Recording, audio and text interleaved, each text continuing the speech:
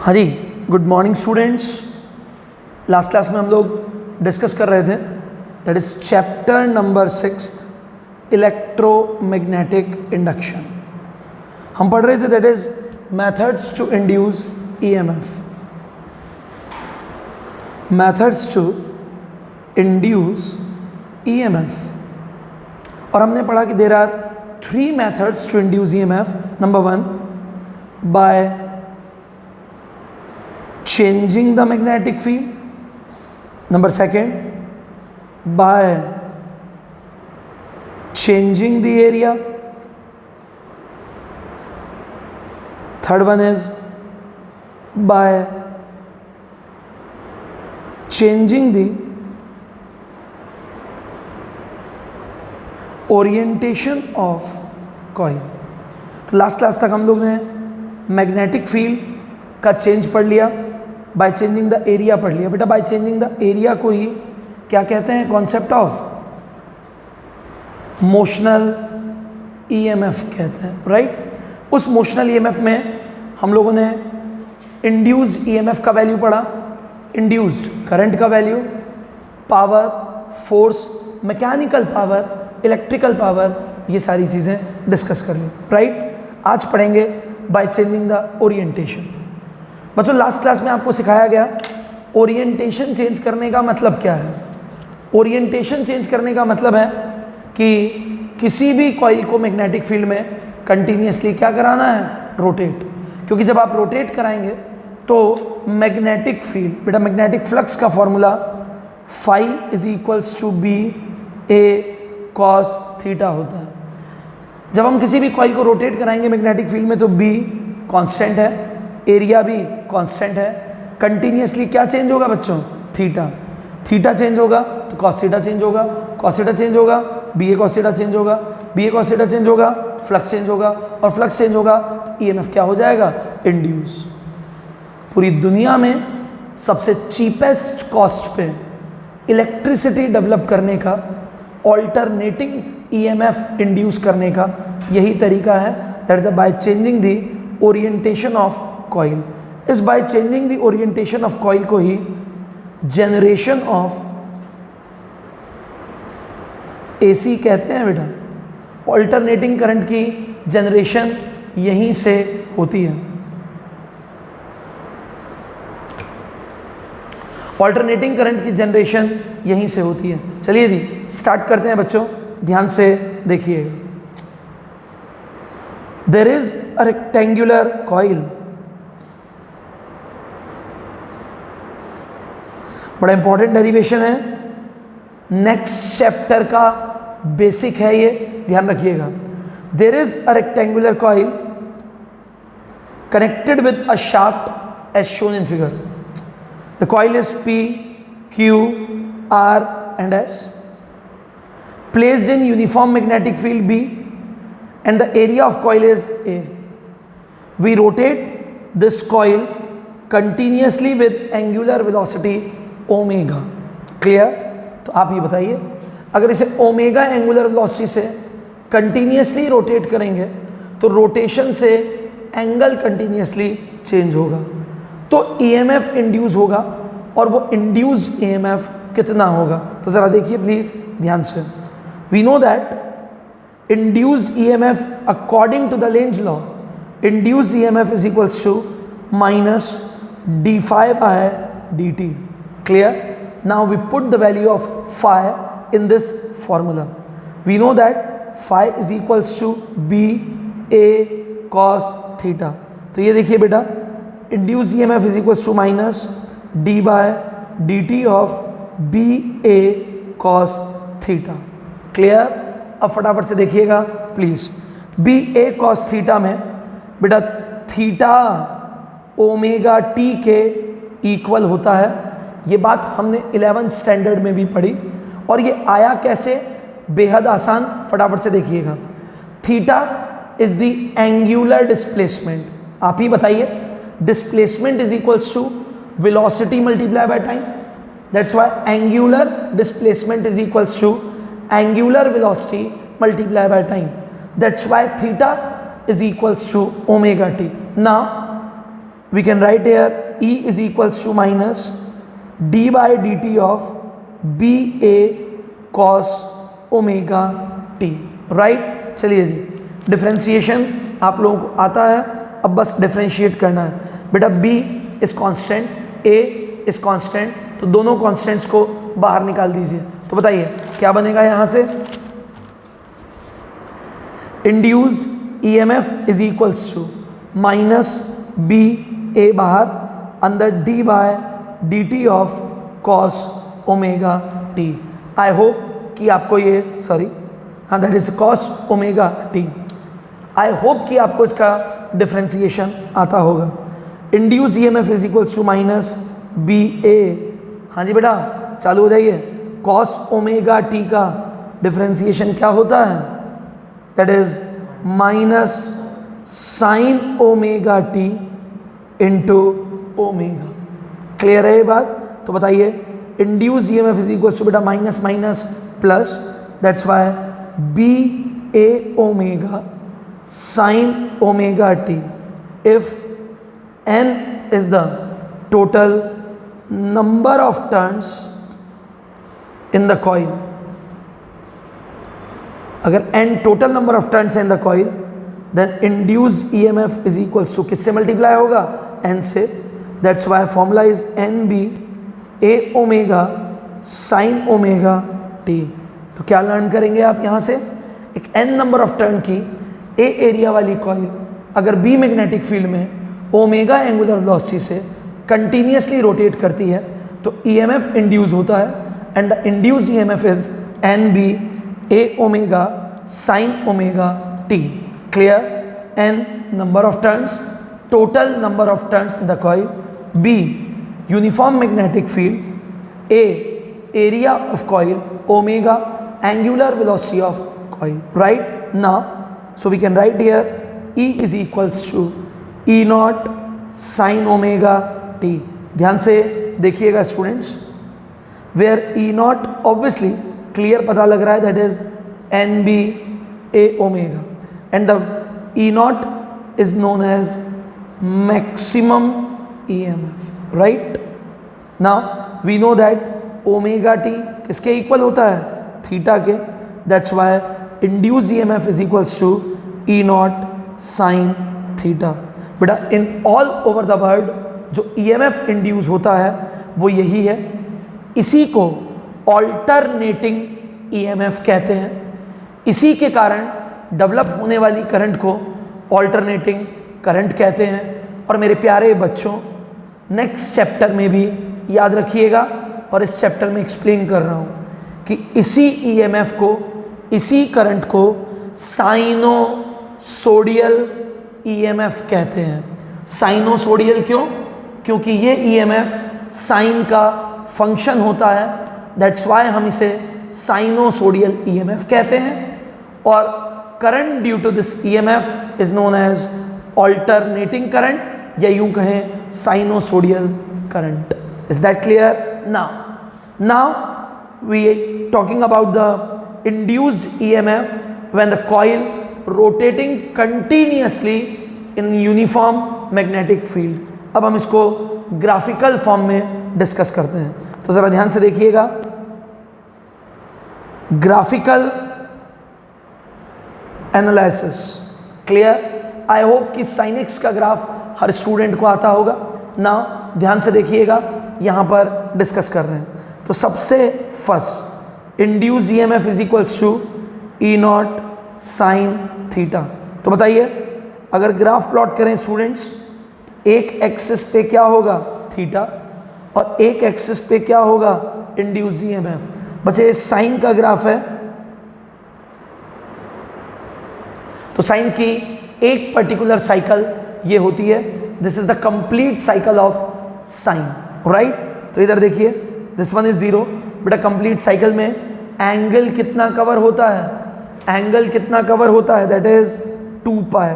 बच्चे 2 पाई का मतलब 360 डिग्री, हाफ किया तो पाई, राइट? उसका भी हाफ π/2, उसका भी, इन दोनों का हाफ 3 π/2। बेटा maximum EMF is E naught, negative में मैक्सिमम इज ई नॉट। तो ये ग्राफ तब ड्रॉ होगा जब E is equal to E naught sine theta लिखेंगे। But in case of E is equal to E naught sine omega t, one axis is time and another axis is induced EMF, और उसे कैसे plot करना है, ये रहा। तो अगर E is equal to E naught sine omega T होगा बेटा, तो ग्राफ कैसा प्लॉट होगा, ध्यान से देखिए, ये एक्सिस टाइम का साइन का कर्व है, वो तो यही रहेगा। अब इन कंप्लीट साइकिल बताइए, कंप्लीट साइकिल कितने टाइम में कवर होती है, टाइम पीरियड में, and time period is represented by capital T. तो बेटा हाफ कितना होगा, t/2, इन दोनों का हाफ t/4, इन दोनों का half 3t/4। Maximum EMF is E naught, negative maximum is minus E naught. तो ये एक्सिस इंड्यूस EMF का है, और this is the graphical representation of induced EMF when a rectangular coil rotates continuously with respect to time inside an external magnetic field। बेटा इसे ही generation of AC कहते हैं। तो in the next chapter जब मैं लिखूं E is equals to E naught sin omega t, तो वहां मत पूछिएगा ये कैसे आया, वहां पर इसे ऐसे भी लिख सकते हैं, that is a V is equals to V naught sine omega T. अब आप ही बताइए, अगर वोल्टेज साइन का फंक्शन है, अगर वोल्टेज साइन का फंक्शन है तो बट ऑब्वियस सी बात है इससे डेवलप होने वाली करंट भी साइन ही का फंक्शन होगी। तो I इज इक्वल्स टू कितना होगा, I not sine omega T. तो ये नेक्स्ट चैप्टर का इक्वेशन भी रेडी है, और आज हमने डिस्कस किया कि जब एक n नंबर ऑफ टर्न की A एरिया वाली कॉइल B मैग्नेटिक फील्ड में ओमेगा एंगुलर वेलोसिटी से कंटिन्यूसली रोटेट कर रही है तो EMF इंड्यूस होगा। क्यों EMF इंड्यूस क्यों होगा, क्योंकि उसके रोटेट होने से, इस कॉइल के रोटेट होने से एंगल चेंज होगा थीटा, थीटा चेंज होगा तो कॉस थीटा चेंज होगा, कॉस थीटा चेंज होगा BA कॉस थीटा चेंज होगा, BA कॉस थीटा चेंज होगा, EMF इंड्यूस हो जाएगा। क्यों, क्योंकि फ्लक्स की रेट में चेंज होगा continuously with respect to time. तो बेटा this is the third method to induce EMF। Clear, ये आपका 60% चैप्टर ओवर हो गया। नाउ अब इस चैप्टर में सिर्फ दो टॉपिक बचे हैं, first one is self induction and another is mutual induction, वो पढ़ेंगे नेक्स्ट क्लास में। आज के लिए इतना ही, thank you students. Electromagnetic induction, the short form is EMI। इस चैप्टर के लास्ट दो टॉपिक्स डिस्कस करने हैं हमें, आज स्टार्ट करेंगे, that is self induction. What is the meaning of self induction, बिल्कुल डिस्कस करते हैं अभी, आराम से सुनिए, ब्रांड न्यू टॉपिक है, सारे कंसेप्ट्स क्लियर रखिएगा। सेल्फ इंडक्शन का मीनिंग, कॉइल में खुद ही के कारण EMF इंड्यूस हो जाना फिनोमिना सेल्फ इंडक्शन कहलाता है। मतलब for this induced EMF, for this induced current, only coil itself is responsible, right. तो सेल्फ इंडक्शन कैसे डेवलप होता है, सेल्फ इंडक्शन क्या होता है, ध्यान से देखिएगा प्लीज। तो there is a coil having several number of turns connected with a constant voltage source V with a key, and this key is called tapping key, right? What is the meaning of tapping key? तो ज़रा ध्यान से देखिएगा please. There are different varieties of key.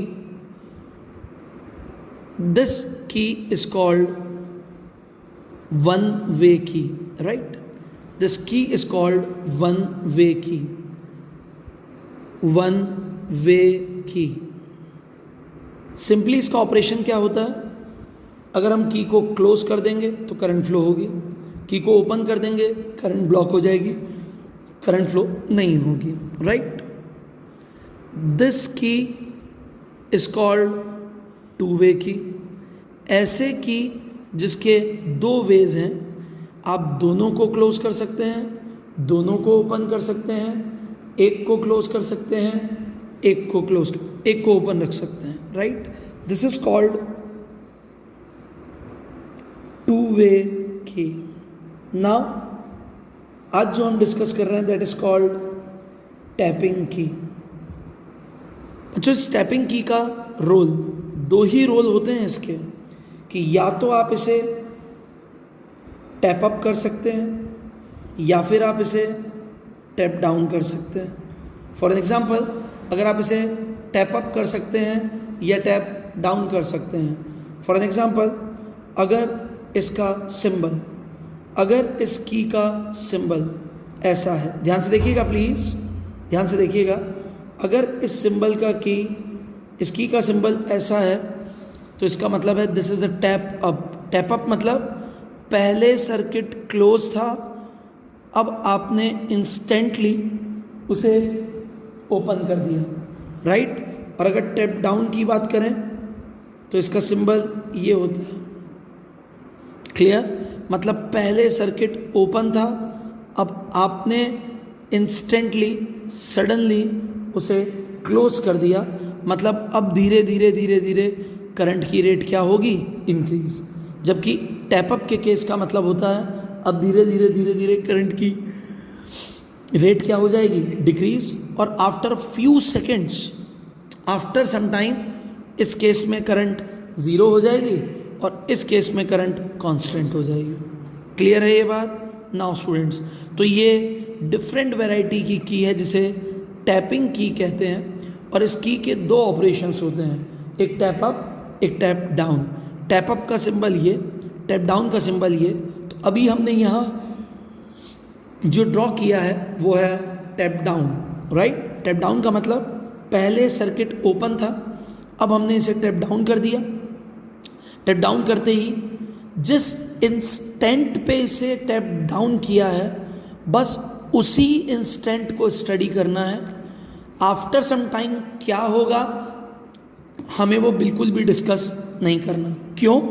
क्योंकि after some time जैसे ही इस की को क्लोज करेंगे, सर्किट में करंट क्या हो जाएगी, कांस्टेंट। और आप जानते हैं बच्चों, अगर किसी कॉइल में कांस्टेंट करंट फ्लो होगी तो कोई ईएमएफ इंड्यूस नहीं होगा। क्यों? क्योंकि कांस्टेंट करंट पास होगी तो कांस्टेंट ही फ्लक्स पास होगा, कांस्टेंट ही फ्लक्स पास होगा तो कोई ईएमएफ इंड्यूस नहीं होगा, कोई भी करंट इंड्यूस नहीं होगी। तो हम जो यहाँ केस डिस्कस कर रहे हैं वो सिर्फ उसी इंस्टेंट के लिए है। इस की का मीनिंग ही वही होता है कि आप बहुत लंबे ड्यूरेशन तक की बात नहीं करेंगे। जिस इंस्टेंट पर आपने इसे डाउन किया है या जिस इंस्टेंट पर आप इसे अप कर रहे हैं, बस उस इंस्टेंट पे क्या हो रहा है वही हम इसे यहाँ पर डिस्कस करेंगे, राइट। तो ज़रा देखिए ध्यान से, इस सर्किट में करंट फ्लो होगी as shown in figure from positive to negative. अब आप ये बताइए, अगर यहाँ पर करंट फ्लो हो रही है आई, बताओ बेटा, जैसे ही हम इसे टैप डाउन करेंगे करंट की रेट क्या होगी, इंक्रीज। और अगर करंट की रेट इंक्रीज होगी तो इसका मतलब सीधा सीधा ये है कि करंट जो है वो यहाँ कांस्टेंट है कि चेंजिंग है, ऑब्वियसली चेंजिंग है। भाई रेट का इंक्रीज होना भी चेंज कहलाता है और डिक्रीज होना भी चेंज कहलाता है। यहाँ पर हम टैप डाउन कर रहे हैं तो करंट इंक्रीज हो रही है, मतलब करंट चेंज हो रहा है। अब आप ये बताइए, अगर करंट चेंज हो रहा है तो इस कॉइल के अंदर फ्लक्स डेवलप होगा कि नहीं होगा, बिल्कुल डेवलप होगा। क्यों? कॉइल की तो प्रॉपर्टी यही होती है कि जब कभी किसी कॉइल के अंदर करंट फ्लो होती है तो उसमें मैग्नेटिक फ्लक्स तो डेवलप होगा। इस मैग्नेटिक फ्लक्स की डायरेक्शन ये क्यों ली है? Very simple, according to the Lenz law. आप ही बताइए, यहाँ इस क्लॉकवाइज डायरेक्शन में करंट की रेट इंक्रीज हो रही है तो इंड्यूस्ड होने वाला ईएमएफ इस इंक्रीज होने वाली करंट को अपोज करेगा कि सपोर्ट करेगा? अपोज करेगा। अपोज करेगा, दैट्स वाई मैग्नेटिक फ्लक्स की डायरेक्शन हमने इस तरफ ली है, that is left hand side, right ना। तो बताइए, ये रहा फ्लक्स फायर। अब आप बताइए, अगर करंट चेंजिंग है तो ऑब्वियसली फ्लक्स कांस्टेंट होगा कि चेंजिंग होगा? चेंजिंग ही होगा, बहुत सिंपल सी बात है। और अगर फ्लक्स चेंजिंग होगा तो इस कॉइल में ईएमएफ क्या हो जाएगा? इंड्यूस। तो वही ईएमएफ का इंड्यूस होना फिनोमिना क्या कहलाता है? Self induction. तो सेल्फ इंडक्शन क्या है? It is a phenomena in which EMF will induce और current will induce due to the coil itself. इसी कॉइल के अंदर, इसी कॉइल के कारण फ्लक्स की रेट में चेंज होने से जो ईएमएफ इंड्यूस हो रहा है, जो करंट इंड्यूस हो रहा है, उसी फिनोमिना को सेल्फ इंडक्शन कहते हैं। मतलब इस ईएमएफ को इंड्यूस होने के लिए किसी और कॉइल की किसी और कॉइल का कोई रिस्पॉन्सिबिलिटी नहीं है, कोई और दूसरी कॉइल इस फिनोमिना के लिए रिस्पॉन्सिबल नहीं है। ये खुद ही कॉइल रिस्पॉन्सिबल है, खुद ही में करंट फ्लो हो रहा है, खुद ही में करंट चेंज हो रही है, खुद ही में फ्लक्स डेवलप हो रहा है, खुद ही का फ्लक्स चेंज हो रहा है, और उसी फ्लक्स में चेंज के कारण इस कॉइल में इटसेल्फ ईएमएफ इंड्यूस हो रहा है। इसीलिए इस फिनोमिना को सेल्फ इंडक्शन कहते हैं बेटा। कोई दिक्कत नहीं? चलिए जी, ये तो थी इसकी डेफिनेशन। डोंट वरी, इसके नोट्स जो हैं वो आपको व्हाट्सएप पर सेंड कर दिए जाएंगे, तो रिटर्न लैंग्वेज का कोई प्रॉब्लम नहीं है, बात है कंसेप्ट समझ में आना चाहिए, राइट? तो चलिए जी, अब बताइए, करंट जितना ज़्यादा चेंज होगा फ्लक्स भी उतना ही ज़्यादा चेंज होगा,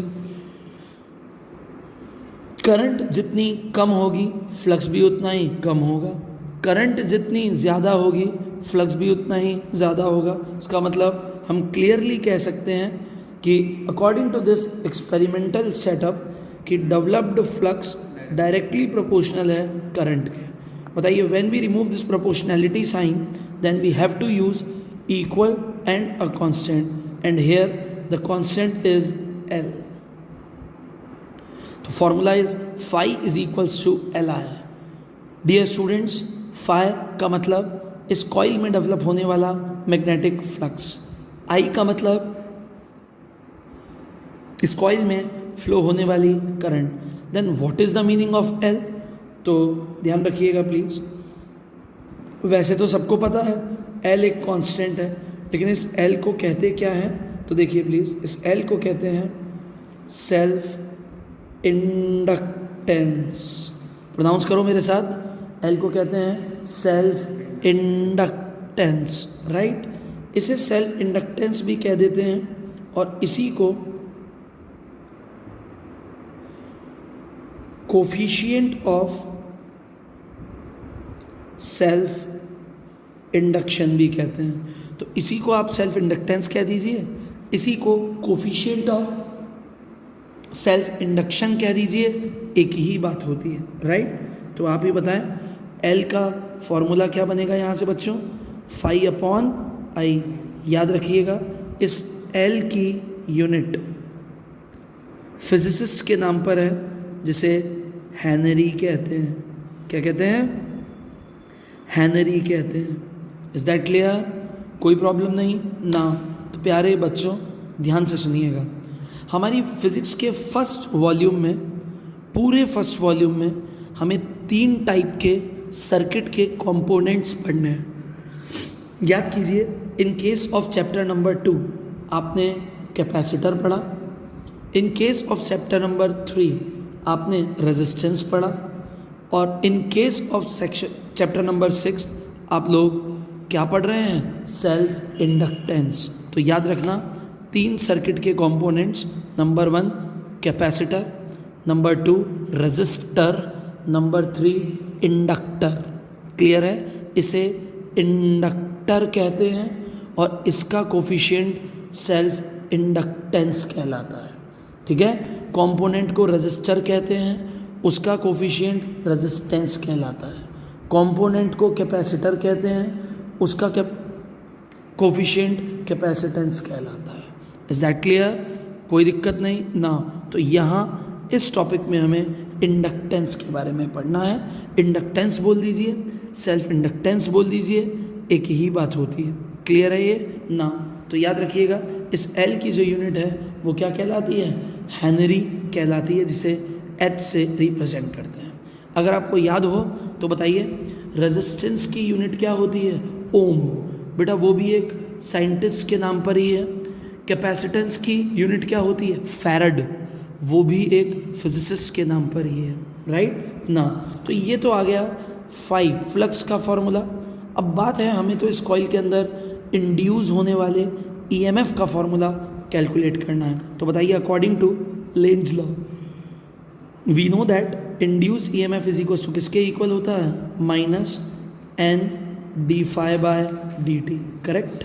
तो ज़रा ध्यान से देखिएगा, induce EMF is equal to minus N D by D T of phi. बच्चे फाई का वैल्यू कितना है यहाँ पर, एल आई, राइट। तो यहाँ पर इंड्यूस्ड ईएमएफ की वैल्यू कितनी आएगी, माइनस का एन, बेटा एल क्या है, कांस्टेंट। कैसे पता, अरे प्रोपोर्शनैलिटी का साइन हटा करके इक्वल टू और कांस्टेंट ही लगाते हैं, that's why L is the constant. तो बेटा कांस्टेंट है तो इसे बाहर निकाल दीजिए, अंदर क्या बचेगा, D I by D T. कब लगेगा ये फॉर्मूला, जब कॉइल में कितने नंबर ऑफ टर्न हो, N, clear. If N is equals to 1, मतलब कॉइल के अंदर अगर नंबर ऑफ टर्न्स ही 1 हुए तो बताइए इंड्यूस्ड ईएमएफ का फॉर्मूला कितना होगा, माइनस का L D I by D T. मेरे प्यारे बच्चों प्लीज़ इस फॉर्मूले का फील समझने की कोशिश करो। देखिए ये फॉर्मूला चिल्ला चिल्ला के आपसे क्या कह रहा है, देखते रहिए प्लीज़ फॉर्मूले की तरह, कि if rate of change of current will be occur in the coil then EMF will induce in this coil. कि अगर करंट की रेट में चेंज होता है continuously with respect to time, तो उस कॉइल के अंदर क्या इंड्यूस हो जाएगा, ईएमएफ इंड्यूस हो जाएगा। और उस ईएमएफ का formula E is equals to minus L D I by D T होता है, ठीक है। तो किसी भी कॉइल में इंड्यूस होने वाले ईएमएफ का formula minus L D I by D T होता है, जहाँ E उस कॉइल में इंड्यूस होने वाला ईएमएफ है, L उस कॉइल का इंडक्टेंस है, या यूँ कहिए उस इंडक्टर का इंडक्टेंस है, I इसमें फ्लो होने वाली करंट है, और D I by D T का मतलब rate of change of current flowing through this coil, right ना। तो ये था प्रोसीजर, ये था फिनोमेना सेल्फ इंडक्शन का। अब जो क्वेश्चन सामने आता है वो ये कि भाई सेल्फ इंडक्शन क्या होता है, ये तो पढ़ लिया हमने कि कॉइल में खुद ही के कारण करंट का चेंज होना, उसी में करंट चेंज होगी, उसी में फ्लक्स इंड्यूस होगा, उसी में फ्लक्स की रेट चेंज होगी, और उसी में ईएमएफ इंड्यूस होगा, रेजिस्टेंस के कारण उसी में करंट इंड्यूस होगी। खुद ही कॉइल में खुद ही के कारण ईएमएफ का इंड्यूस होना फिनोमेना सेल्फ इंडक्शन कहलाता है। तो इस केस में फ्लक्स का फॉर्मूला हमें पता है और इंड्यूस ईएमएफ का फॉर्मूला भी अब हमें पता है। तो क्वेश्चन अब ये अराइज होता है कि इस सेल्फ इंडक्शन का क्या करें, मतलब इस सेल्फ इंडक्शन की क्या पढ़नी है हमें, एप्लीकेशन।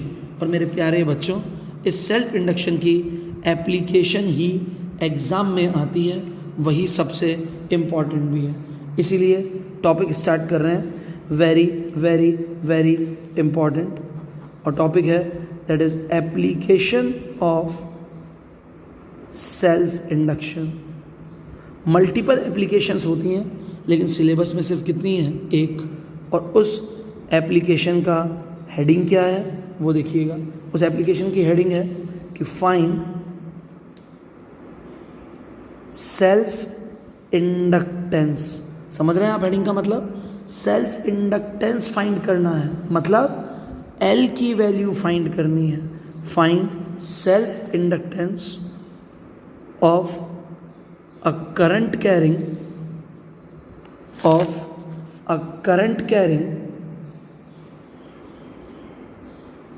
straight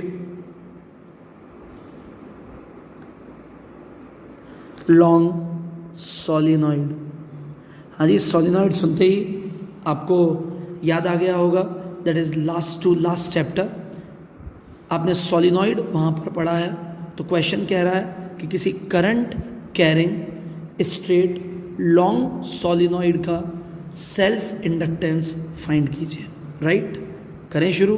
पक्की बात ना? सबसे पहले सोलिनॉइड रिवाइज करा देते हैं आपको, ताकि आपको कोई परेशानी ना हो। चलिए, तो सोलिनॉइड आपने पढ़ा चैप्टर नंबर 4 में, उसका कंक्लूजन क्या था वो देख लीजिए।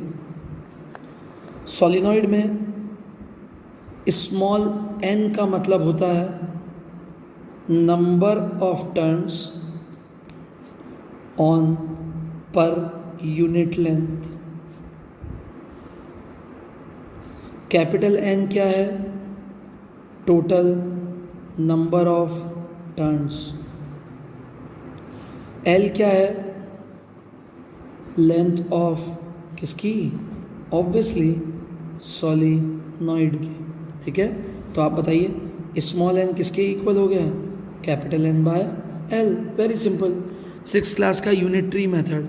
Number of turns on per unit length, मतलब total number of turns upon total length.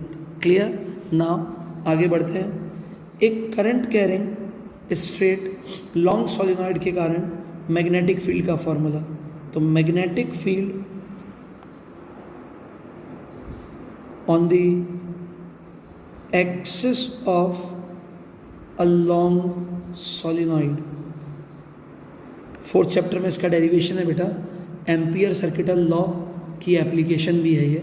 और उस केस में मैग्नेटिक फील्ड का फॉर्मूला होता है mu naught small n into I. मेरे प्यारे बच्चों, I again repeat, mu naught into small n into I. Small n का मतलब अब सब पढ़ा चुका हूँ, ये लिखा हुआ है ऊपर, number of turns on per unit length. और आई क्या है? एक टर्न में से पास होने वाली करंट। कोई प्रॉब्लम नहीं है? Are you sure?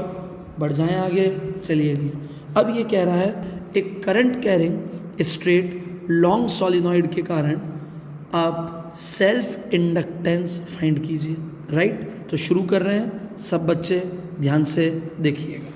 देखो प्यारे बच्चों, बात ऐसी है कि सोलिनॉइड ये होता है कि किसी कंडक्टर के ऊपर अगर हम वायर वाउंड अप कर दें, ये लीजिए, किसी कंडक्टर के ऊपर अगर वायर वाउंड अप कर दें और उसमें करंट फ्लो करा दें, तो ये करंट कैरिंग सोलिनॉइड कहलाते हैं।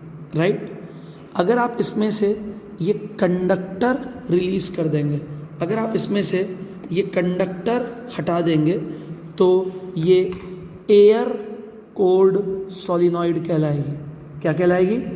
Air cored solenoid. Air cored का मतलब ऐसी सोलिनॉइड जिसके बीच में कोई और मीडियम नहीं है, एयर है, that is called air cored solenoid. Is that clear? पक्की बात? बढ़ जाएं आगे ना? तो देखिए प्लीज़, अगर इसमें से मैं कंडक्टर बाहर निकाल दूं तो ये सोलिनॉइड कैसी रहेगी? Air cored solenoid. सही है? तो आप देखिए, अगर इसमें से करंट फ्लो कराए और ये करंट वापस बाहर आ जाए, बेटा राइट हैंड थंब रूल लगाइए फटाफट से। तो करंट गई ये इधर, तो मैग्नेटिक फील्ड किस तरफ होगा? मैग्नेटिक फील्ड होगा टुवर्ड्स राइट। तो बताइए ज़रा, एक कॉइल ये रही, उसमें मैग्नेटिक फील्ड भी टुवर्ड्स राइट है और इस कॉइल का एरिया वेक्टर भी टुवर्ड्स राइट है। तो बताइए बी और ए के बीच में एंगल कितना होगा? 0 डिग्री। क्लियर? तो मेरे प्यारे बच्चों, एंगल की वैल्यू आपको एक्सप्लेन करने के लिए ही मैंने सोलिनॉइड का आइडिया दिया।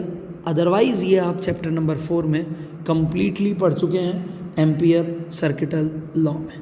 ठीक है, तो चलिए सभी बच्चे ध्यान से देखिएगा please. We know that magnetic field on the axis of solenoid, बताइए बेटा, मैग्नेटिक फील्ड का वैल्यू कितना? B is equals to mu naught small N I. कहाँ से आया? लास्ट चैप्टर में पढ़ा आपने एम्पियर सर्किटल लॉ में। ठीक है, तो ये वो मैग्नेटिक फील्ड है जो किसी भी करंट कैरिंग स्ट्रेट सोलिनॉइड के एक्सिस पर होती है, राइट। लेकिन हमें मैग्नेटिक फील्ड नहीं चाहिए, हमें तो सेल्फ इंडक्टेंस चाहिए।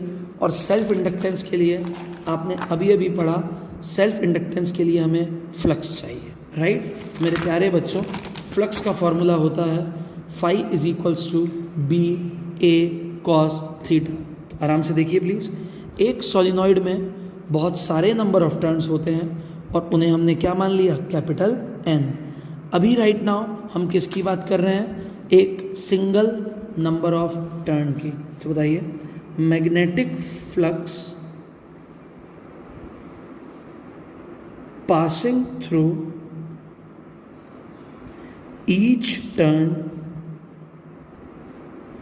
ऑफ सोलिनॉइड, सोलिनॉइड के ईच टर्न में से पास होने वाले फ्लक्स को हम फाई डैश कह रहे हैं बेटा। तो फिर फाई किसको कहेंगे, पूरे सोलिनॉइड में से पास होने वाले फ्लक्स को। अभी ईच टर्न की बात कर रहे हैं तो हमने उसे फाई डैश कहा। तो फाई डैश का formula B A cos theta. जल्दी बताइए, एक टर्न में से मैग्नेटिक फील्ड और एरिया वेक्टर के बीच में एंगल कितना होता है, 0। That's why put theta is equals to 0 in this formula, then we know that cos 0 is equals to 1. Now finally we obtain phi dash is equals to BA, right students? Now तो बताइए phi dash is equals to, what is the value of B? B is equals to mu naught small n I into A. So this is the flux which passing through the single turn of solenoid, but solenoid contain capital N number of turns. तो आप ही बताइए, एक turn में से पास होने वाला flux अगर फाई डैश है तो n टर्न में से पास होने वाला फ्लक्स कितना होगा, n into phi dash. Therefore total flux passing through the whole solenoid is, बताइए टोटल फ्लक्स को क्या कहेंगे, फाई। एक टर्न में से पास होने वाला फाई डैश है तो एन में से पास होने वाला एन इंटू फाई डैश। तो आप ही बताएं, phi is equals to N into, बेटा फाई डैश की वैल्यू कितनी, mu naught small N I into A. I again repeat, this is small n number of turns on per unit length and this is capital N, that is the total number of turns of solenoid, right? Now students फटाफट से देखिएगा please. तो we know that small n is equals to capital N by L. Now what is the value of capital N, small n into L.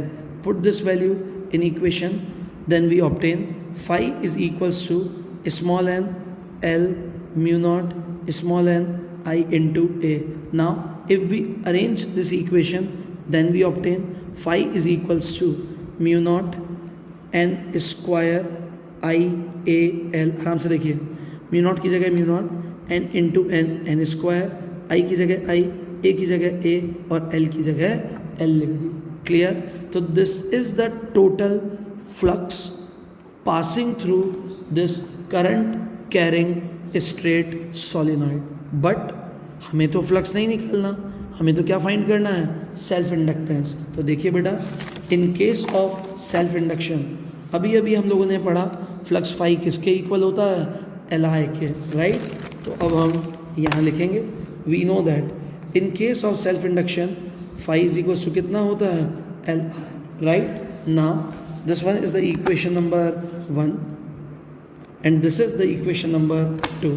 बताइए, in both equation 1 and 2, in equation number 1 and 2 दोनों के LHS क्या हैं, same, तो RHS भी क्या होंगे, same. That's why Li is equals to mu naught n square I A into L, I से I cancel. That's why capital L is equals to, मतलब self inductance of the current carrying solenoid is equals to mu naught n square A into L. Is that clear? This is the formula for self inductance of a current carrying solenoid. लेकिन इस फॉर्मूले से जब conceptual question पूछे जाते हैं तो student generally mistake कर देता है। कैसे? बिकॉज बेटा small N is not the total number of turn, small N is number of turns on per unit length. तो बताइए, कोई अगर आपसे पूछे if we increase the length of solenoid then capital L increase होगा, decrease होगा या कोई फर्क नहीं होगा, तो हर स्टूडेंट कहता है इंक्रीज होगा। क्यों? क्योंकि उसे वो डायरेक्टली प्रोपोर्शनल शो होता है, जबकि ये रियलिटी नहीं है। तो फिर रियलिटी क्या है वो देखिए। बताइए, स्मॉल एन किसके इक्वल है? Capital N by L. तो बताइए बेटा, स्मॉल एन स्क्वायर किसके इक्वल होगा? Capital N square upon L square, right. अब पुट कीजिए ये वैल्यू यहाँ, तो L is equals to mu naught N capital N square upon L square into A into L, L से L cancel. अब बना है original formula mu naught capital N square A upon L. तो बताइए, किसी भी सॉलिनॉइड का self inductance कितने फैक्टर्स पर डिपेंड करता है? तो अगर आप ध्यान से देख रहे हो तो 4 फैक्टर्स पर डिपेंड करता है। 4 कौन कौन से? नंबर 1, नंबर ऑफ टर्न्स के स्क्वायर के डायरेक्टली प्रोपोर्शनल है। If we increase the number of turns in the solenoid, then self-inductance of that solenoid is also increases, right? Number 2 is area of cross-section of solenoid. If we increase the area of cross-section of solenoid, then self-inductance of solenoid will also increase, but length is inversely proportional to self-inductance. It means if we increase the length of solenoid, then its self-inductance becomes decreases. तो ये तो 3 ही factor हुए, तो फिर 4th factor क्या है? शायद आप इसको देख नहीं पा रहे, this is the mu naught, right. अब बताइए, अगर एयर है तो म्यू नॉट लिखा, और अगर सॉलिनॉइड के बीच में कोई और मीडियम प्लेस कर दिया जाए तो वहाँ पर उस मीडियम की परमिटिविटी आएगी। मतलब किसी भी सॉलिनॉइड का सेल्फ इंडक्टेंस 4 फैक्टर्स पर डिपेंड करता है। Number 1, number of turns of solenoid. Number 2, area of cross section of solenoid. Number 3, length of solenoid. Number 4, medium placed inside the solenoid. Is that clear students? Are you sure? इसी के साथ self induction topic finish हो गया। Clear है? Now next class में हम लोग discuss करेंगे म्यूचुअल इंडक्शन। आज के लिए इतना ही। Thank you students, tata bye bye.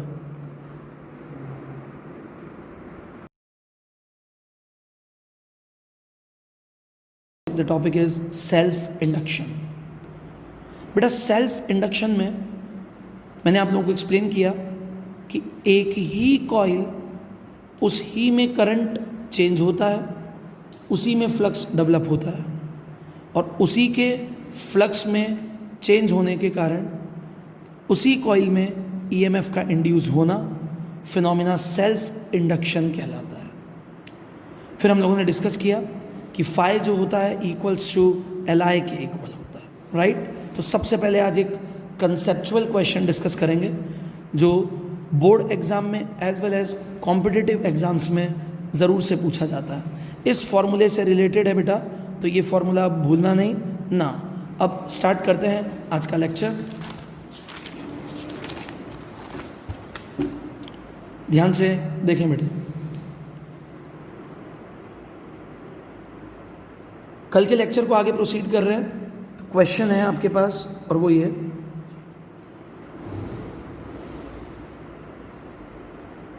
कि there is a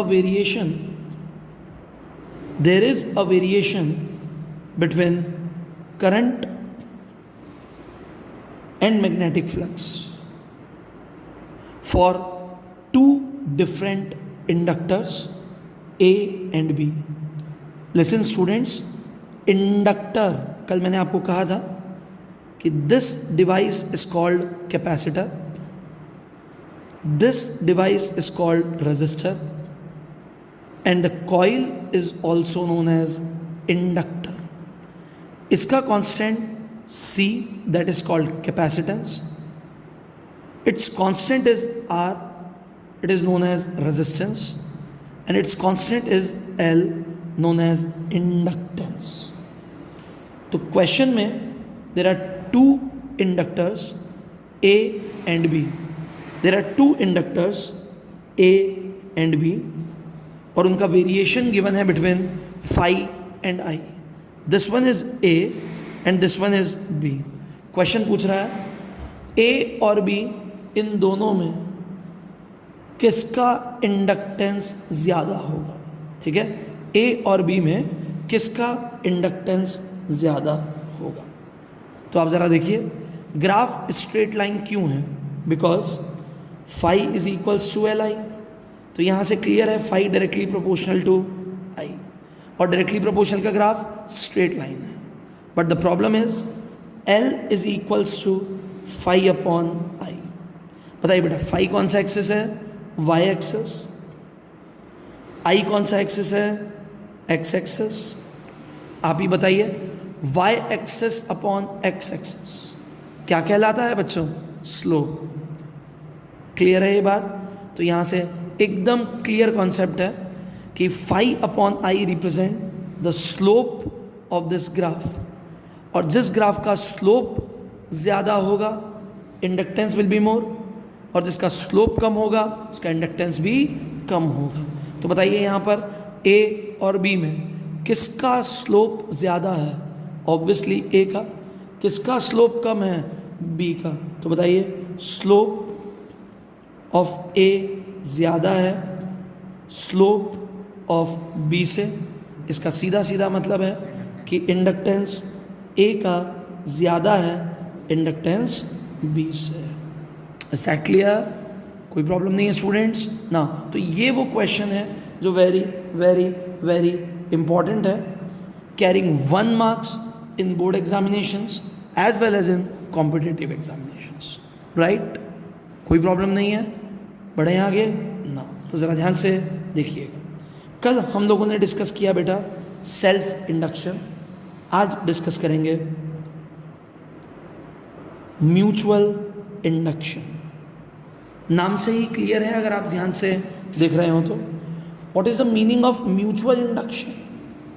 mutual induction का मतलब induction due to mutual coils. मतलब एक कॉइल के कारण किसी दूसरी कॉइल में अगर ईएमएफ इंड्यूस हो रहा है तो this phenomena is known as mutual induction.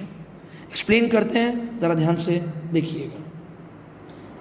अगर आपको याद हो तो चैप्टर की स्टार्टिंग में मैंने यही कहा, फैराडे का एम ही यही था. ध्यान से देखिएगा प्लीज. फैराडे का एम ही यही था कि बिना बैटरी के किसी कॉइल में करंट फ्लो हो जाए. अब कैसे होगी वो देखिए.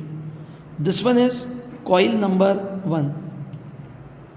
This coil number 1 connected with a constant voltage source V as well as a tapping key as shown in figure. और कल मैंने आपको टैपिंग की का ऑपरेशन समझाया था. टैपिंग की के 2 ही ऑपरेशन होते हैं, या तो वो टैप डाउन होती है या फिर वो टैप अप होती है. क्लियर है? तो इस वक्त इस सिंबल को देखिए, क्या हो रही है? ये टैप डाउन. टैप डाउन हो रही है, इसका मतलब करंट की रेट में क्या होगा? इंक्रीमेंट होगा. तो लेट मी सपोज कि current flowing through this circuit is I1. तो आप बताइए ये I1 करंट कांस्टेंट होगी कि चेंजिंग होगी? Changing current. क्यों? क्योंकि करंट की रेट यहाँ कंटिन्यूसली क्या हो रही है? इंक्रीज हो रही है, या यूँ कहें चेंज हो रही है. तो I1 कैसी करंट है बेटा? चेंजिंग करंट है. राइट? I1 चेंजिंग करंट है. फटाफट से देखते जाइएगा प्लीज. I1 चेंजिंग करंट है. इस चेंजिंग करंट के कारण इस कॉइल में फ्लक्स डेवलप होगा बेटा, और ये फ्लक्स कितना होगा? phi1. राइट? बताइए, अगर I1 चेंजिंग होगा तो phi1 भी चेंजिंग ही होगा. क्लियर? इस phi1 जो चेंजिंग फ्लक्स है, इसके कारण कॉइल 1 में कौन सा फिनोमिना होगा? Self induction. राइट? लेकिन इस टॉपिक में हमें सेल्फ इंडक्शन को कंसीडर ही नहीं करना, हमें तो म्यूचुअल इंडक्शन पढ़ना है. तो ये लीजिए, इसके एडजेसेंट को axial there is one more coil, coil number 2, which is connected with galvanometer only. अब आप बताइए, if galvanometer shows deflection, it means current will flow through the coil number 2. और अगर galvanometer का कोई deflection ही नहीं होगा तो इसका मतलब there is no current in the coil number 2. That's why coil 2 is connected with galvanometer only. अब आप ही बताइए, phi1 फ्लक्स है, उसके सामने कोएक्सियली कॉइल नंबर 2 रखी है, मतलब इस कॉइल में से जो फ्लक्स पास होगा वो इस वाली कॉइल के अंदर एज इट इज एंटर हो जाएगा. अब बताइए, अगर इसमें ये फ्लक्स एंटर हुआ, ध्यान से देखिएगा प्लीज, इस कॉइल में अगर ये फ्लक्स एंटर हुआ तो ये फ्लक्स क्या कहलाएगा? phi2. क्यों? क्योंकि हो सकता है दोनों में नंबर ऑफ टर्न्स अलग अलग हो.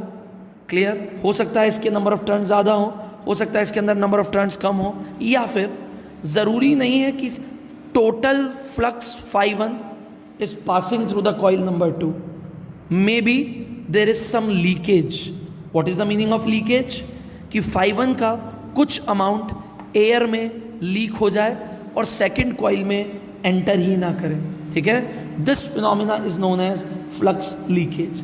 That's why the flux of coil 1 is phi1 and the flux of coil 2 is phi2. Clear है ये बात? अब आप ही बताइए, phi1 अगर चेंजिंग है ऑब्वियसली phi2 भी क्या होगा? चेंजिंग होगा. और आप ही बताइए, अगर किसी कॉइल में से चेंजिंग फ्लक्स पास होता है तो उस कॉइल के अंदर ईएमएफ क्या होगा? इंड्यूस. और क्योंकि सर्किट क्लोज है इसीलिए इसके अंदर करंट डेवलप होगा तो गैल्वेनोमीटर शोज डिफ्लेक्शन. ठीक है? तो गैल्वेनोमीटर शोज डिफ्लेक्शन. तो आप बताइए, फर्स्ट कॉइल की करंट में चेंज के कारण सेकंड कॉइल में ईएमएफ इंड्यूस हो रहा है. This phenomena is known as mutual induction. Is that clear now? तो बट ऑब्वियस सी बात है, बताइएगा ज़रा फटाफट से. सेकंड कॉइल में इंड्यूस ईएमएफ, देखते आइएगा प्लीज. सेकंड कॉइल में ईएमएफ इंड्यूस हो रहा है. क्यों? क्योंकि सेकंड कॉइल की फ्लक्स की रेट में चेंज हो रहा है. तो आप बताइए, phi2 डायरेक्टली प्रोपोर्शनल है किसके? I1 के. कैसे? I1 जितना ज़्यादा phi1 उतना ज़्यादा, phi1 जितना ज़्यादा phi2 उतना ज़्यादा, phi1 जितना कम phi1 उतना कम, phi1 जितना कम phi2 उतना कम. That's why phi2 directly proportional to I1. Right? अब बताइए यहाँ से क्या लिखें? phi2 इज इक्वल्स टू, बेटा म्यूचुअल इंडक्शन हो रहा है इसलिए कोफिशिएंट भी म्यूचुअल इंडक्शन का लिखेंगे, that is Mi1. Is it clear? तो बताइए, कल कौन सा कोफिशिएंट था? L को कहते थे कोफिशिएंट ऑफ सेल्फ इंडक्शन. आज कोफिशिएंट है M. तो बच्चे M को क्या कहेंगे? M is equals to coefficient of mutual induction. बहुत ध्यान से देखिएगा प्लीज. लेकिन आप देखिए जरा, कोफिशिएंट ऑफ म्यूचुअल इंडक्शन किस में म्यूचुअल इंडक्शन डेवलप हो रहा है? सेकंड कॉइल में. किसके कारण? फर्स्ट के कारण. तो यहाँ क्या आएगा? M21. M21 means coefficient of mutual induction of coil 2 due to coil 1. तो यहाँ पर M21 का मीनिंग क्या होगा? देखें please. Meaning of M21 is mutual inductance of coil 2 due to coil 1. Right? Second coil का म्यूचुअल इंडक्टेंस फर्स्ट के कारण. अगर फर्स्ट में म्यूचुअल इंडक्शन हो रहा होता तो क्या लिखते हैं यहाँ? M12. क्लियर? तो बेटा the formula is M21 I1 किसके इक्वल है? phi2 के. We know that